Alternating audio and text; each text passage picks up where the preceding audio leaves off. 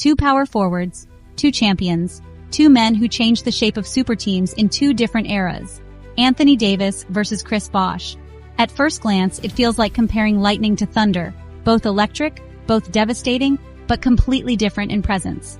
Davis, the eyebrow-raising phenom who exploded into the NBA with otherworldly shot blocking, silky mid-range, and rim-rocking athleticism. Bosh, the smooth, stoic technician who gave up stardom to become the backbone of one of the greatest dynasties the league has ever seen. But the real debate? Who was the better big in a super team? Who handled the pressure, sacrificed more, and delivered when it mattered most?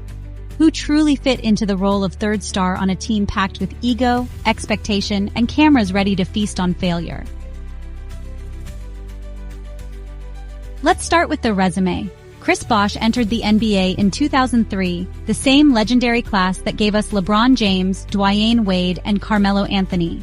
Drafted by the Toronto Raptors, Bosh became the franchise's cornerstone, a double-double machine who quietly racked up all-star selections while stuck in playoff purgatory.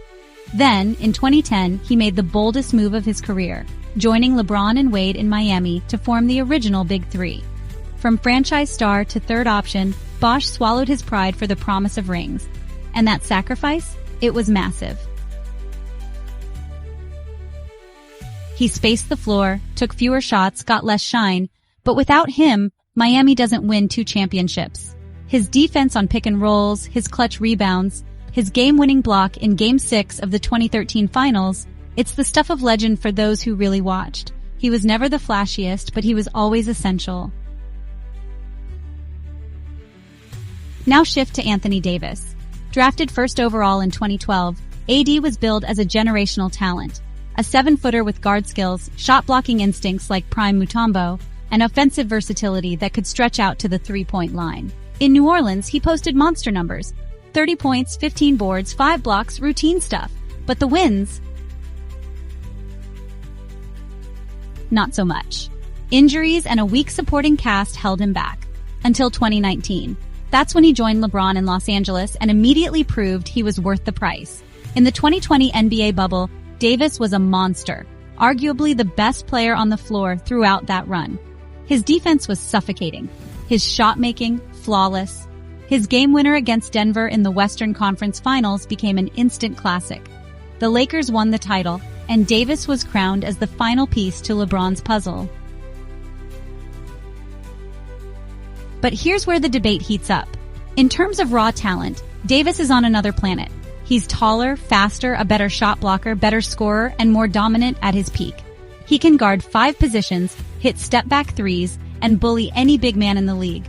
When healthy, he's arguably a top 5 player in the world. Chris Bosh was never that. He was an all-star, sure, but never in MVP conversations. His numbers dipped in Miami. His role shrank, but he adapted. He reinvented himself. And in doing so, he became the glue that held a fragile super team together. He covered for LeBron on defense. He let Wade cook. He hit the big shot when everyone else was covered. And most importantly, he stayed healthy. That consistency, that reliability, it's worth something. Especially when we talk about super teams, where chemistry is fragile and egos are flammable. Now let's talk about context. Chris Bosh played in a more physical NBA, one where the power forward still had to bang in the post, grab 10 rebounds, and hold their own against monsters like Kevin Garnett, Tim Duncan, and Dwight Howard. And yet, Bosh evolved. He learned to stretch the floor before it was cool. He became the prototype for the modern stretch big, opening up lanes for slashing guards and forcing rim protectors to chase him around the arc. Davis, on the other hand, is the modern big. He's what every GM dreams of, a unicorn. But he's also a player who struggles with durability, who sometimes disappears in big moments and who hasn't been able to stay on the court long enough to lead a dynasty.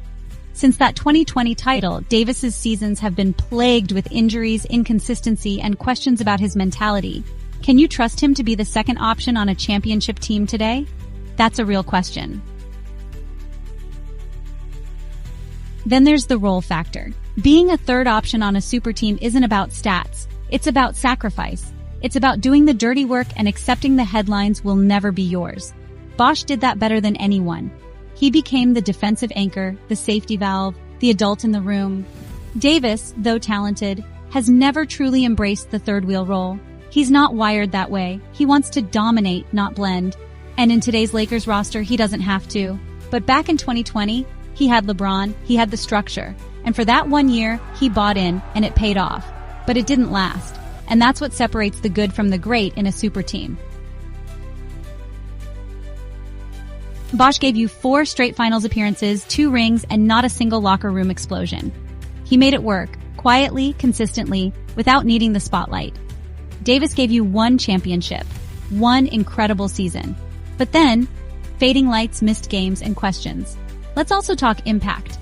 Bosh's presence helped legitimize the Superteam era. Without his buy-in, Miami doesn't become the dynasty it was. He was a blueprint. Davis, he was the turbocharged upgrade. A bigger, better version of what Bosh started, but he couldn't sustain it. That matters. In the NBA, greatness isn't just about 1 ring. It's about what you do after. How long you stay elite. How often you show up when it counts. Davis's injuries, lack of vocal leadership, and his sometimes lackluster regular season efforts make it harder to crown him as the better super team big. So what's the verdict?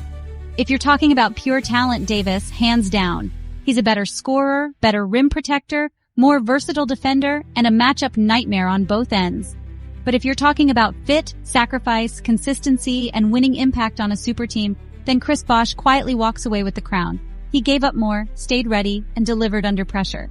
And he did it for years, not just for 1 season. That's the difference. Both men were great in their own right. One was a tactical masterpiece, the other a physical force of nature. One was a steady, humble rock who made super teams possible. The other, a modern monster who proved what happens when supreme talent finally gets the right opportunity. But in the context of super teams, the hidden world of sacrifice, chemistry, and high-pressure roles, sometimes the less flashy guy is the real MVP. So who was the better big on a super team? The answer might surprise you. What do you think? Are you Team Davis or Team Bosh? Let us know in the comments and hit that subscribe for more hard-hitting NBA debates.